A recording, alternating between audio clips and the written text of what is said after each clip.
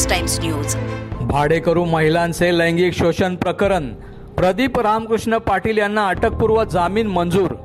घनसोली नवघर आळी येथील प्रदीप रामकृष्ण पाटील यांच्या विरोधात एका महिलेने लैंगिक शोषण प्रकरणी रबाळे पोलीस ठाण्यात एफआयआर दाखल केली होती। सदर प्रकरणात आरोपीने अटकपूर्व जामिनासाठी न्यायालयात अर्ज दाखल केला होता। न्यायालयात झालेल्या सुनावणीत प्रदीप पाटील यांनी पीडित महिलेसोबत सहमतीने शारीरिक संबंध ठेवले असल्याची कबुली दिली, अशी नोंद न्यायालयाच्या आदेशामध्ये आहे।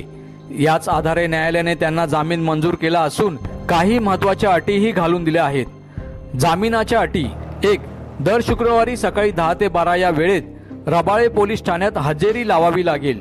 2. त्यांना भारताबाहेर जाण्यास मज्जाव करण्यात आला आहे। पीडित महिलेच्या म्हणण्यानुसार प्रदीप पाटील यांनी तिचे अश्लील फोटो व व्हिडिओ शूट करून ब्लॅकमेल केले।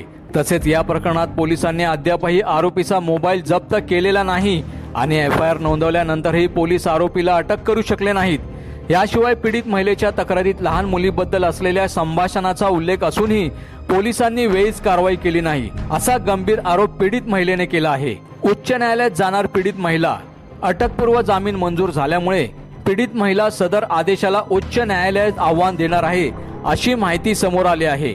भाडेकरूंनी सावध राहण्याची गरज: सदर प्रकरणामुळे महिलांना भाड्याने घर घेताना सावधगिरी बाळगण्याची गरज निर्माण झाली आहे। विकृत आणि लैंगिक शोषण करणाऱ्या घरमालकांकडून महिला भाडेकरूंनी स्वतःचे संरक्षण कसे करावे यावर विशेष लक्ष द्यावे लागणार आहे, असेच या प्रकरणानंतर म्हणावे लागेल।